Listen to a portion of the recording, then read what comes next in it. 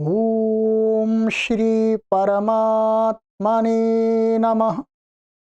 ओम श्री गुरुभ्यो नमः।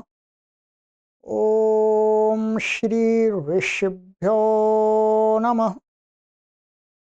ओम सहनाववतु सहनौ भुनक्तु सह वीर्यं करवावहै तेजस्विनावधीतमस्तु मा विद्विषावहै। ओम शांति शांति शांति।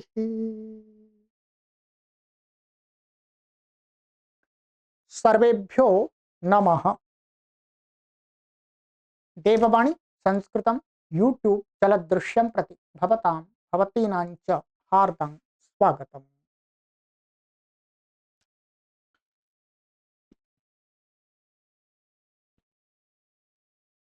आइए मित्रों, अष्टाध्यायी भाष्य प्रथमावृत्ति पाणिनीय प्राचीन व्याकरणम् अष्टमोऽध्यायः प्रथमः पादः कक्षा संख्या तृतीय, तीसरी कक्षा को आज पढ़ेंगे।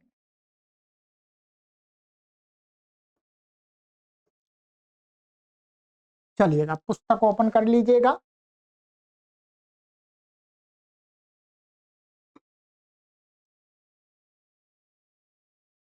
गत कक्षा में मैंने आपको ये सूत्र पढ़ा दिया था कि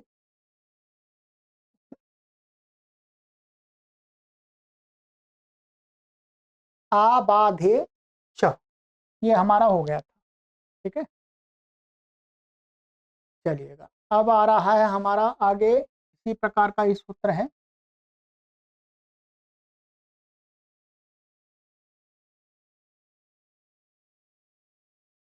कर्म धारय वदुत्तरेषु, कर्म धारयवत् अव्यपदम, उत्तरेषु सप्तमी व्यक्ति बहुवचनांत। अर्थः इत्ताः उत्तरेषु द्विर्वचनेषु कर्म धारयवत् कार्यं भवति इति वेदितव्यम्। यहाँ से आगे जो कुछ कहेंगे अभी, तो दुर्वचन के प्रकरण में जिसको दुर्वचन कहेंगे तो उसमें क्या होगा, कर्म धारय के समान कार्य हो जाएगा, ऐसा जानना चाहिए। कर्म धारय इव कर्म धारयवत्, कर्म धारय समास में जैसा कार्य होता है वैसा ही जो आगे दुर्वचन कहेंगे उसको हो जाएगा। कर्म धारयवत्वे प्रयोजनम, मान कर्म धारय के समान करने का प्रयोजन क्या है, तो बताते हैं शुभलोप पुंद भावांतोदात्तत्वानि। एक तो शुभ का लोप हो जाएगा समास होने के कारण से, पुंद भाव हो जाएगा। ठीक है, कर्म धारय में क्या होता है, समानाधिकरण पद होते हैं तो पुंद भाव हो जाएगा, और समास से अंत उदात्त हो जाएगा। बहुब्री में तो नहीं हो सकता, क्योंकि बहुब्री में तो उत्तर पद का समास का है।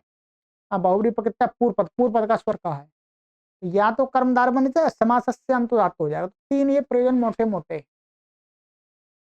यहाँ पर उदाहरण दिखाया है, जो वस्तुतः आगे के सूत्र का बनेगा। शुभ लोप पटु पट पटु मृदु मृदु पंडित पंडित, पुंद भाव पट्टु पट्वी मृदु मृद्वी कालक कालिका, ये पूंद भाव के पूर्व पद का पूंद भाव हो गया।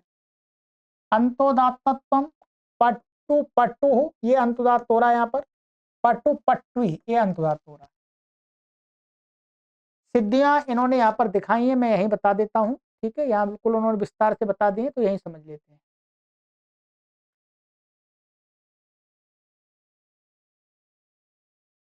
ये है कर्म धारयवत करने का प्रयोजन सुपलोप पुंद भाव का अंतोदात्तत्व है। सुप का लोप तथा पुंद भाव पूर्ववती है, जो एकम बहुब्रीहिवत में जो बताया था बिल्कुल वैसा ही हो जाएगा। ठीक है, यहाँ पर अंतोदात्त का यहाँ पर विशेष होगा। तो वो तो गुणवचनात्, ये क्या है, 4 1 44, ये क्या करता है, गीश करता है। इसमें क्या है, पट्वी और मृद्वी शब्द में गीश प्रत्यय हुआ है।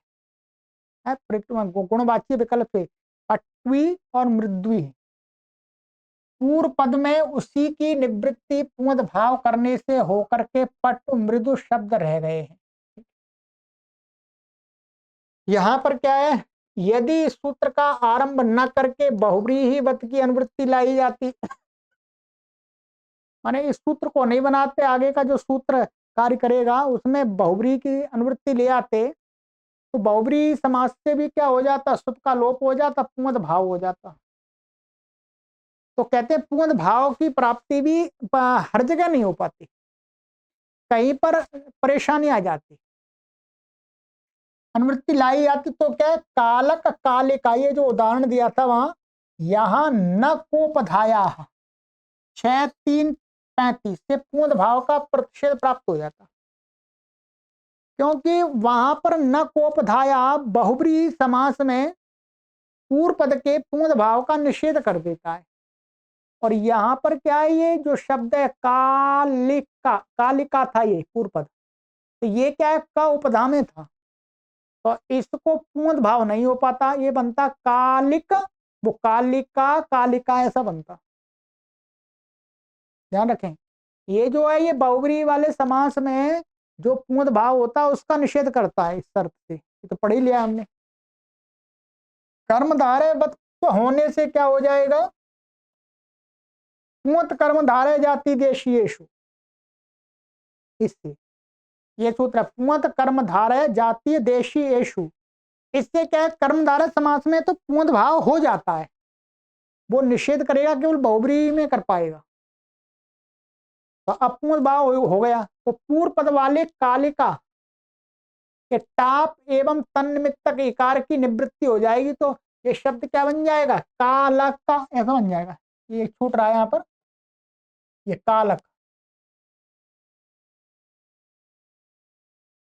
कालक, ये कालक शब्द था, तो इससे पूर्ण हो गया, स्त्रीलिंग में कालिका बन गया था, इसको टाप और प्रत्यस्थात का पूर्व से इत्त हो गया, तो वो दोनों हट गए, बन गया काला। अच्छा ये का, अब यहाँ पर क्या है, काला जो कालक बना हुआ है वास्तव में क्या, काला शब्द से प्रागवात से का प्रत्यय हुआ है यहाँ पर, काला शब्द से, और केण से इसको ह्रस्व हो गया, कालक बन गया, और ह्रस्वत्व और एवं प्रत्यस्थात का पूर्व से इत्त होकर के कालिका शब्द बना है वास्तव में, उसी को पूर्ण भाव होकर के कालक बन गया। ये तो यहाँ पर ही दिखा दिया, अभी और देखते हैं। अंतोदात्तत्व, क्या ध्यान रखेंगे, क्या है ये अंतोदात्तत्व का क्या होता है, समास से कर्म धारावत मानने से क्या हो जाता, अंतोदात हो जाता है। बहुव्रीहि समास करते, ऊपर से बहुव्रीहि वत की अनुवृत्ति लाते, तो बहुव्रीहि प्रकृत्या पूर्व पद का प्रकृति स्वर होता, अब अंतुदात तो हो गया, इतनी बात समझ लीजिएगा पहले, ठीक है। अब जो इसमें उदाहरण दिए हैं, वस्तुतः जो ऊपर उदाहरण दिए हैं ये वाले, पट्टु पट्टु मृदु मृदु मृदु, और ये पंडित पंडित पट्टु पट्टु, ये क्या है, ये सभी आगे वाले सूत्र के उदाहरण हैं। इस सूत्र से क्या होता है, दुर्वचन होता है सब जगह, ध्यान रखेंगे। यहाँ पर क्या है, जैसे प्रकारे गुणवचन से यहाँ पर क्या हो जाएगा, पट्टू पट्टू, पट्टू शब्द को दुत्व हो गया, दुत्व होने पर फिर उसको पट्टू सु, और पट्टू सु उसका कर्म धारावत करने से समास होने से सुपो धातु प्राप्त को लुक हो जाएगा, तो फिर दोबारा स्वादित्पत्ति पट्टू पट्टू बन गया। ऐसे मृदु मृदु, ये क्या है, मृदु शब्द क्या गुणवाची है, इसका अर्थ वास्तव में ये है थोड़ा कम पट्टू, माने पट्टू के समान, ठीक है। पंडित पंडिता, पंडित शब्द का यहाँ पर क्या है, ज्ञान का वाचक है, पंडित माने ज्ञान, ज्ञान वाला, तो ये भी गुण, ये वास्तव में विशेषण के रूप में है। जैसे ये स्त्रीलिंग में पट्टु पट्टुई, तो यहाँ पर क्या है, हम पट्टू शब्द से वो तो गुणवचना से गीश कर लिए, पट्टुई बन जाएगा, तो पट्टुई पट्टुई कर लेंगे, और फिर पुअद भाव भी हो जाएगा, उसको सुप का लुक भी हो जाएगा, फिर दोबारा जो सु आएगा उसका हल्का विलोप हो जाएगा। ऐसे मृदु मृद्वी, ठीक है, तो मृद्वी मृद्वी करके, कालिका कालिका, इससे दुर्वचन हो जाएगा आगे वाले सूत्र से, कालक को पुंगत भाव इससे हो जाएगा, इसके सहयोग से। अंतोदात्त ये समास से अंतोदात्त हो गया। ठीक है, ये आगे बताएंगे अभी। ठीक है, ये जो सारा हुआ है। अब यहाँ पर एक बात लिखी थी,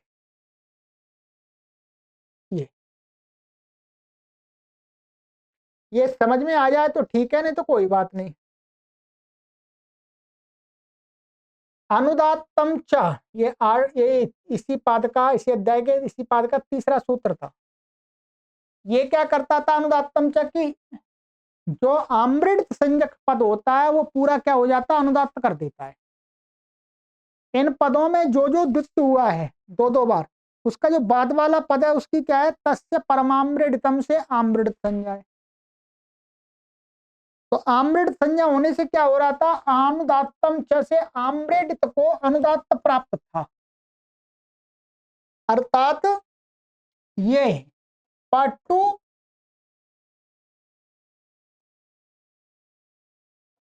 और ये पटु, ये आमृत हो गया। क्या हो गया, आमृत। तो इसको इस सूत्र से क्या प्राप्त था, अनुदात्त। तो कहते हैं कर्म धारावत होने से वह न होकर, अब ये क्या कर दिया, अब कर्म धारावत ये पूरा कर दिया। कर्म धारावत करने से अब ये नहीं लगेगा, ये इसका अपवाद मानना पड़ेगा। तो इससे फिर क्या है, अब सब ये समास हो गया। समास होने से समास से अनुदात्त हो गया ये। ठीक है, अनुदात्तम पदम एक वर्जम, सारे अनुदात्त हो जाएंगे। प्रकारे गुणवचन से सर्वत्र द्वित्व हुआ है, माने ये आगे वाला सूत्र इसी से द्वित्व हुआ है, ये बताई दिया था मैंने। अब यहाँ पर एक टिप्पणी लिखी है, वो टिप्पणी आपको समझनी है। ये टिप्पणी ये लिखी है, ये लिखिए समास से इस पर, ये क्या कहना चाह रहे हैं यहां समझ में आए। इस सूत्र को माने कर्म धारय वदुत्तरेषु, इस सूत्र को शास्त्रातिदेश मानने पर समासस्य के बाधक अनुदात्तम च से परत्व से अनुदात्त ही होना चाहिए।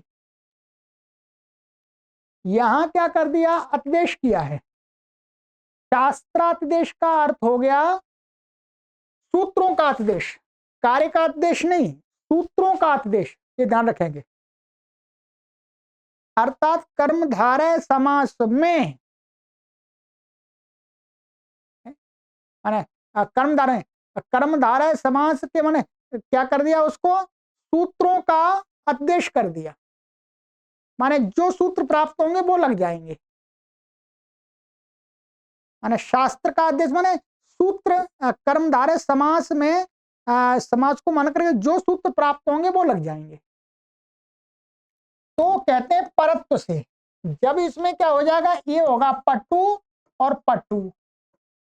ठीक है, ये ऐसा बन गया, इसके आमृत संज्ञा है। ठीक है, अब इसमें पहले क्या लगेगा, ये समास से अनुदात्त, परंतु अनुदात्तम चाहिए परे है, तो विप्रतिषेधे परम कार्यम से पर वाला सूत्र यहां पर लगेगा।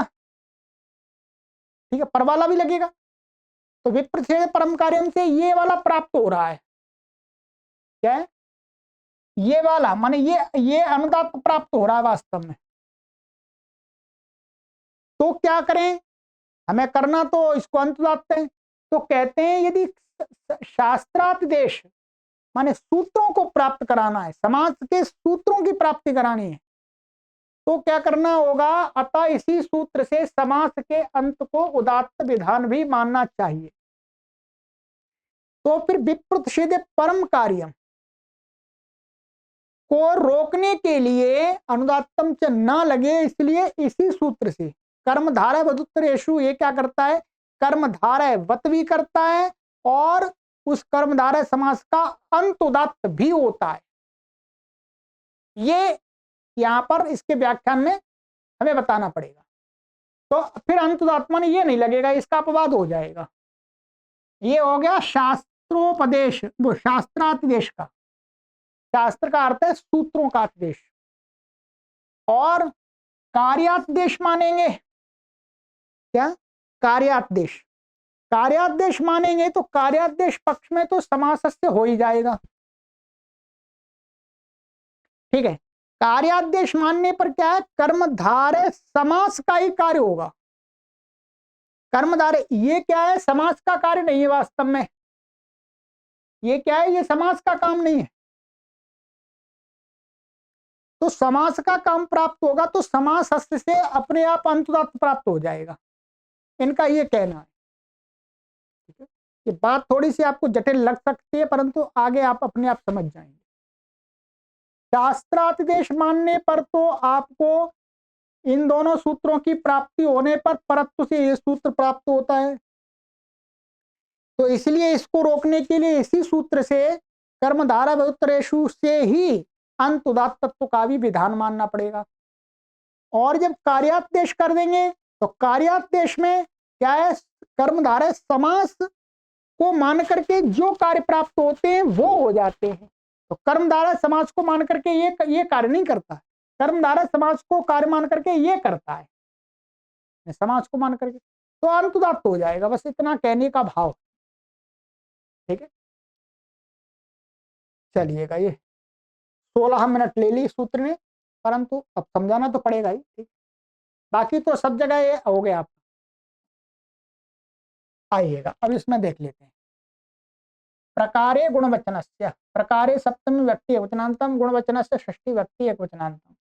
समासः गुणमुक्तवान गुणवचनः तस्य गुणवचनस्य, माने जिसने पहले गुण को कहा था अब जो गुणी को कह रहा है। गुणवचन का अर्थ तो यही लिया है यहाँ पे। तो पहले भी आया था, दूसरे अध्याय के प्रथम पाद में भी आया था, तृतीय तत्कृतार्थेन गुणवचनेन। तो गुणवचन का अर्थ है जिसने पहले गुण को कहा था अब गुणी को कहता है।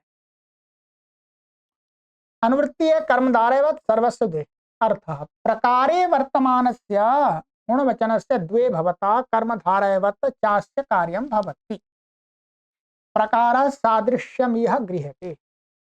प्रकार अर्थ में वर्तमान जो गुण वचन माने, अब जो पहले गुण को कह रहा था गुणी को कहने वाला जो शब्द है उसको दो बार उच्चारण हो जाता है, दुर्वचन हो जाता है, द्विवचन नहीं दुर्वचन। और कर्मधारयवत् कार्य भवति, और उसको कर्मधारय समास के समान काम हो जाते हैं। ठीक है, प्रकार सादृश्यम ये कहते, प्रकार का अर्थ क्या है, समान सदृश। पटु पटु मृदु मृदु पंडित पंडिता, तो सब जगह अंतुदात्त हो गया समाज को, और ये अंतुदात्त हो गया कर्मधारय समाज। और बस ये हो गया इसमें। इसके ऊपर वाले जो और भी उदाहरण है पूर्ण भाव का यहाँ दिखाया नहीं है, तो पट्टु पट्टू ऐसा भी बन जाएगा, मृदु मृदु भी बन जाएगा। यहाँ पर इन्होंने दिखाई दिया है, लिख दिया है।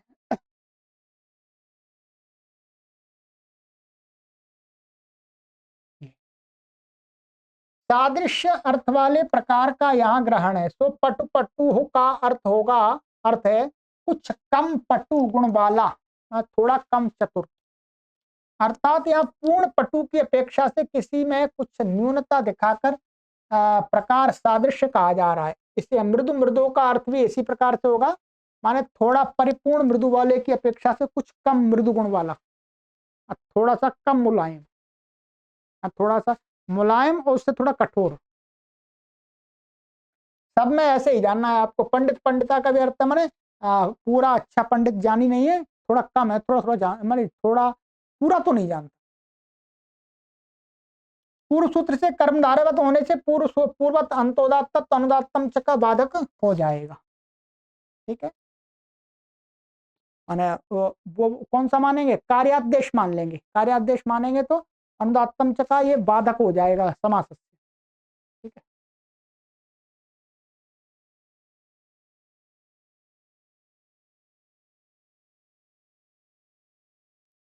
चलिए।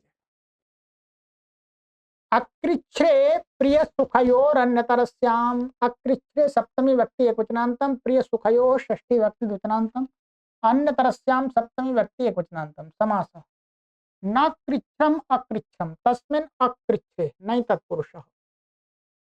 प्रियश्च सुखंच प्रिय सुखी तयोः प्रिय सुखयो इतरेतरयोः द्वन्द्वः।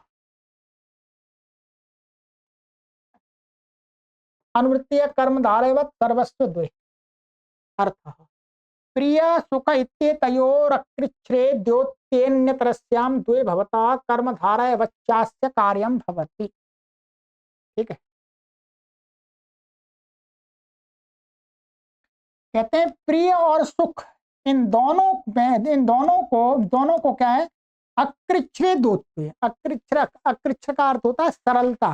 ये दोतित हो रही हो तो इन दोनों को विकल्प करके क्या हो जाता है, द्वे भवता मन दुर्वचन हो जाता है। और कर्मधारय बच्चा कार्यम भवती, और कर्मधारय के समान कार्य हो जाता है। जैसे प्रिय प्रियेण ददाति, सुख सुखेन ददाति। प्रिय प्रियेण ददाति मैंने आराम से दे देता है, बिना सरलता से। ऐसे सुख सुखेन ददाति, कोई भी चीज उसको ऐसा नहीं अरे मेरी चीज जा रही भाई, अरे ये तो चली गई, आराम से सहज भाव से दे देता है। पक्ष में ये द्वित्व हो गया, यहाँ पर द्वित्व होने पर प्रियण प्रियण तो पूर्व का सुख का लुक हो जाएगा, पूर्व दोनों का फिर दोबारा स्वादि उत्पत्ति हो जाएगी। और बस यही है, कर्मधारय अंत उदात्त भी हो जाएगा। ऐसे ही सुख सुखेन ददाति, पक्षे प्रियेण ददाति सुखेन ददाति। यहाँ स्वर का नहीं दिखाया इन्होंने, स्वर का भी रहने दीजिएगा, बाकी बस ये है सुख का लुक दिखा दिया, तो ये दिखा दिया। चलिए हिंदी भी दिखा दे, पढ़ देता हूं मैं। प्रिय प्रियेण ददाति का अर्थ है अत्यंत निर्धन होने पर भी कोई वस्तु अनायास प्रसन्नता से दे देता है, त्याग वृत्ति वाला व्यक्ति। लोभी धनी व्यक्ति तो क्या होता है, 2 रुपए भी देता है तो उसको उसकी धड़कन तेज हो जाती है अरे 2 रुपए जा रहे। त्यागी व्यक्ति के पास में 10 रुपए हैं, वो 10 रुपए भी आराम से देता, किसी को जरूरतमंद व्यक्ति को किसी की आवश्यकता है, लो भाई आपके काम आ जाएंगे, प्रसन्नता से दे देता है। तो वहां ऐसे इसी प्रकार सुख सुखेन में समझे, यही यहाँ पर अकृच्छ्रण सरलता है। प्रियेण सुखेन तृतीयांत शब्दों को द्वित्व करने पर कर्मधारयवत होने से सुख का लुक हो जाएगा, तृतीया का ये लुक हो जाएगा, इनका द्वित्व करेंगे तब। फिर दोबारा प्रिय प्रिय और सुख सुख रहेगा, पुनः तदंत से फिर तृतीय व्यक्ति आ जाएगी, एक वचन में टा हो जाएगा, टा को इन होकर के अणत्वादि होकर के प्रिय प्रिय प्रियेण सुख सुखेन बन जाएगा। इतना तो आप कर ही सकते हैं, कोई परेशानी नहीं है।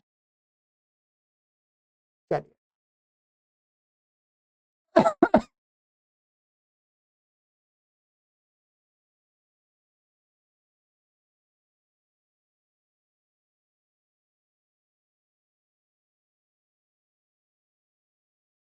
यथास्वे यथाथम, यथास्वे सप्तमी व्यक्ति एकवचनांतम, यथा यथम प्रथमा व्यक्ति एकवचनांतम। समास यो यः स्वो यथास्वम तस्मिन् यथास्वे यथा सादृश्ये इति विप्सायाम अव्ययी भाव समासाय। माने अव्ययी भाव समास हो रहा है इसमें विप्सा में। ये दो एक साथ में हमने पढ़ाया था आपको। स्वशब्दो ह्यत्रात्म वचनः आत्मीय वचनो वा। कहते हैं जो यहाँ पर स्वशब्द है ये वाला, ये स्वशब्द क्या है, आत्म वचन माने स्वरूप का बोधक है, अथवा आत्मीय माने अपने से संबंधित का बोधक है। अनुवृत्ति है कर्मधारयवत् सर्वस्य द्वे अर्थ। यथास्वे अर्थे यथा यथमिति निपात्यते कर्मधारयवच्चास्य कार्यं भवति। कहते हैं यथास्वे अर्थ में, यथास्व अर्थ में कहते हैं यथा यथम इसका निपातन किया गया है और उसको कर्मधारयवत कार्य कर दिया है। अब बता रहे हैं क्या, यथा शब्द से दुर्वचनम, दुर्वचन कर दिया, यथा यथा 2 बार कर दिया, नपुंसक लिंगता च और इसको नपुंसक लिंग कर दिया, निपातनेन भवति और निपातन से हो जाता है। और नपुंसक लिंगतया, जब नपुंसक लिंग हो गया तो क्या ह्रस्व नपुंसके प्रातिपदिक से ह्रस्व भी हो जाता है, यथ यथ बन जाता है। ठीक है, यथ यथ बन जाता है, फिर उसको स्वादि उत्पत्ति करके यथायथम बन गया। तो ज्ञाता सर्वे पदार्था यथायथम सर्वेषां तो यथायथम।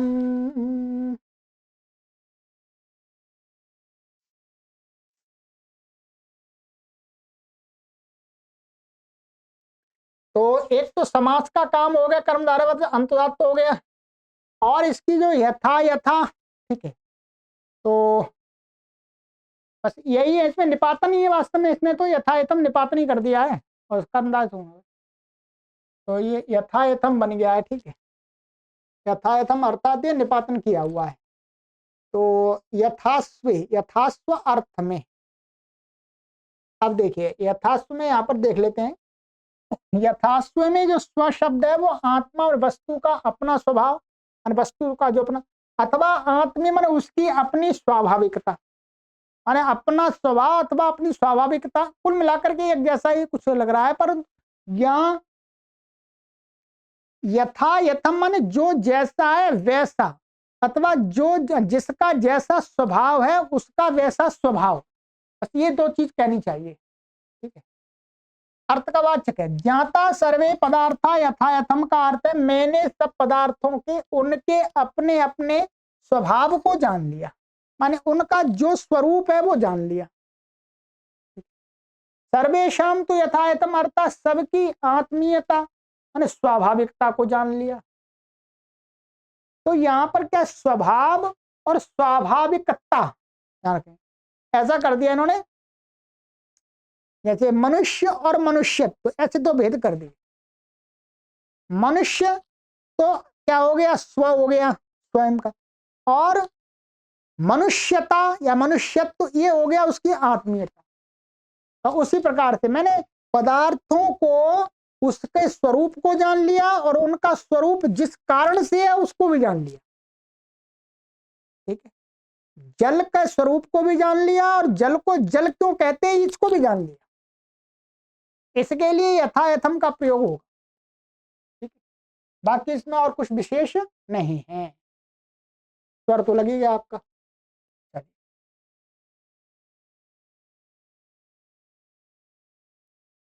द्वंद्वम रहस्य मर्यादा वचन विक्रमण यज्ञ पात्र प्रयोगाभिव्यक्तिषु।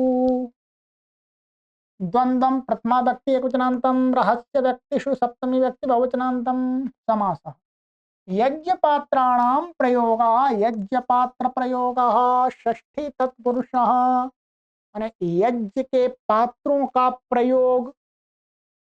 यज्ञ के पात्र होते हैं ना, ये चमस आदि होते हैं और जो भी चमसे आदि बहुत सारे पदार्थ होते हैं। मर्यादायाः वचनम, मर्यादा वचनम षष्ठी तत्पुरुषः, ये षष्ठी तत्पुरुष हो गया। ठीक है, रहस्यंच मर्यादा वचनंच विक्रमणं च यज्ञपात्र प्रयोगश्च अभिव्यक्तिश्च। रहस्य मर्यादा वचन विक्रमणा यज्ञपात्र प्रयोगा व्यक्तयः तासु व्यक्तिषु। इतरेतर योग द्वंद्व, ये द्वंद्व समास हो गया। अनुवृत्ति इसमें आ रही है कर्मधारयवत् सर्वस्व द्वे, सर्वस्व द्वे की अनुवृत्ति यहीं तक आएगी। अब यहीं समाप्त हो जाएगी इसी सूत्र में।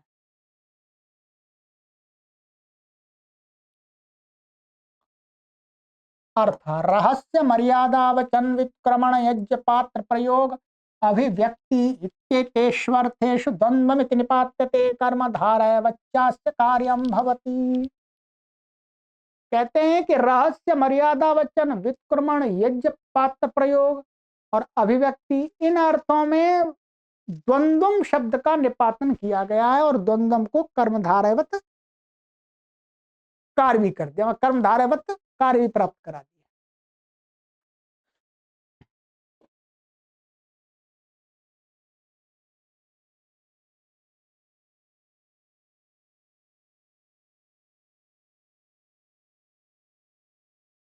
चलिए अभी इनका अर्थ ही बता दें क्या क्या अर्थ है। द्वंद्वम इत्यत्र द्विशब्द से द्विवचनम, द्वंद्वम इसमें क्या कर दिया जी, निपातन क्या किया, द्विशब्द को द्विवचन दो दो बार कर दिया, द्वि द्वि द्विवचने कृते, द्विवचन करने पर क्या कर दिया, पूर्व पदस्य अम भावः, माने पूर्व वाला जो द्वि है उसको अम कर दिया, अम कर दिया तो ई के स्थान में अम कर दिया तो द्वम बन गया। और उत्तर पदस्य क्या त्वम निपात्यते, और उत्तर पद को क्या कर दिया, ह्रस्वकार कर दिया, ई को आ कर दिया, तो क्या बन गया, अब ये द्व द्वम और ये माए ऊपर चला जाएगा, फिर परसमण हो जाएगा। द्वंद्वम मंत्रयते मंत्रयन्ते मर्यादा वचने में आचतुरम ही मे पशवो द्वंद्वम मिथुनायन्ते माता पुत्रेण पौत्रेण प्रपौत्रेण च मिथुनम गच्छति विक्रमणे द्वंद्वम विक्रांता यज्ञपात्र प्रयोगे द्वंद्वम न्यंची यज्ञपात्राणि प्रयुनक्ति धीरः। अभिव्यक्ति में द्वंद्वम नारद पर्वतौ द्वंद्वम संकर्षण वासुदेवौ। ये क्या अभिव्यक्ति अर्थ में है। तो बस यहाँ पर ये तो उदाहरण दिखा दिया इन्होंने प्रयोग में द्वंद्व शब्द का प्रयोग हो रहा है बस, ठीक है। मैं कर क्या दिया, चलिए यहीं पढ़ देता हूं मैं, तो नहीं लिखना में समय लगेगा। द्विशब्द को द्विवचन कर लेने के पश्चात पूर्व पद के इकार को अम्भाव कर अम्भाव और उत्तर पद के ई को अत्व तथा नपुंसकत्व यहाँ निपातन है।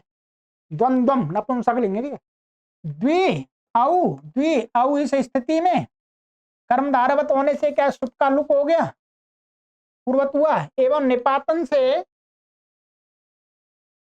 अम कर दिया, इसको अम कर दिया और इसको आ कर दिया। तो फिर क्या होगा, ये माँ को क्या हो जाएगा, मौनुस्वारा, मौनुस्वारा और अनुस्वार से ही पर सवर्ण वापदांत से लगा सकते हैं। तो ये रहा द्वंद्व नपुंसकलिंग होने से द्वंद्व शब्द से आए हुए सु को अम हो जाएगा, ठीक है। तो हम अमी पूर्वा, तो द्वंद्वम बन गया बस। अब इन्होंने उदाहरण के अर्थ दिखा दिए, इनको बता देता हूं मैं।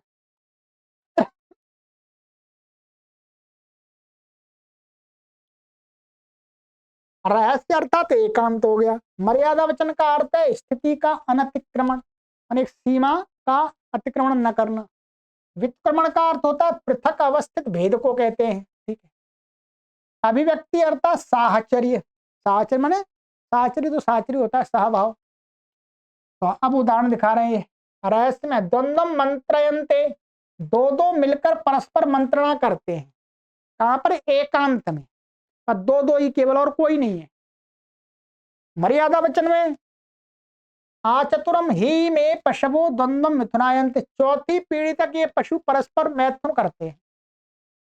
पशु के बारे में बता रहे हैं कि ये पशु कोई विशेष होंगे, तो ये 4 पीढ़ी जिंदा रह करके, माने पहला, फिर उसके बच्चे, उसके बच्चे, उसके बच्चे, चारों आपस में मैथुन करते हैं, सेक्स करते हैं। पशुओं को तो क्या पता कौन माता कौन पिता है, कौन पुत्र है कौन पुत्री है, कुछ भी नहीं पता ऐसा। चौथे, और माता पुत्रेण पौत्रेण च मिथुनम गच्छति, माता पुत्र पौत्र और प्रपौत्र से संयुक्त होती है। ये भी पशुओं के बारे में। पशुओं में एक भैंस है, भैंस अपने से ही उत्पन्न जो मेल होता है उसके साथ में भी, उससे भी बच्चा पैदा कर लेती है, ठीक है। फिर उससे भी अपने से उत्पन्न जो दोबारा हुआ, फिर उससे भी कर लेती है, कहने का तात्पर्य है, ठीक है। फिर उससे करके उससे भी कर लेती है, अर्थात उसमें कोई नियम तो नहीं है कि वो उसका कोई पति है, पशुओं में तो नहीं है, ठीक। तो ये पशुओं के बारे में बता रहे हैं। विक्रमण में द्वंद्वम विक्रांता, दो दो वर्ग बनाकर चले गए। यज्ञ पात्र प्रयोग में द्वंद्वम न्यंची यज्ञ पात्राणि प्रयुनक्ति धीर, धैर्यशाली अर्वाक विल माने उल्टे पात्रों, यज्ञ पात्रों को दो दो को इकट्ठा वेदी में रखता है, उल्टे करके पात्रों को वेदी में रखता है। यज्ञ प्रक्रिया में कुछ होता होगा ऐसा। अभिव्यक्ति में नारद पार्वत, नारद और पर्वत, नारद पर्वत है, क्षमा कीजिए, नारद और पर्वत दोनों का साहचर्य। अभी कहीं का उदाहरण दिया है, नारद और पर्वत दोनों पर्वत और साथ साथ दिखाए हैं। द्वंद्वम संकर्षण वासुदेव, तो संकर्षण और वासुदेव दोनों का साहचर्य, यहाँ पर दोनों साथ साथ इनका प्रयोग होता है। चलिएगा, अब ये हो गया हमारा जो एक प्रकरण था, यह तो महत्वपूर्ण प्रकरण, और अब जितना आपको समझ में आ गया उतना पर्याप्त है। अब महत्वपूर्ण दूसरा प्रकरण आरंभ होगा। ये बहुत बड़ा लंबा प्रकरण चलेगा, बहुत महत्वपूर्ण प्रकरण ही है, ठीक है। चलिएगा, अब पदस्य पदार्थ, ये पहले भी थोड़ा थोड़ा इस पर हमने चर्चा कर ली है, परंतु अब क्रम से पढ़ेंगे। चलिए आगे की कक्षा में मिलते हैं। सर्वेभ्यो नमः।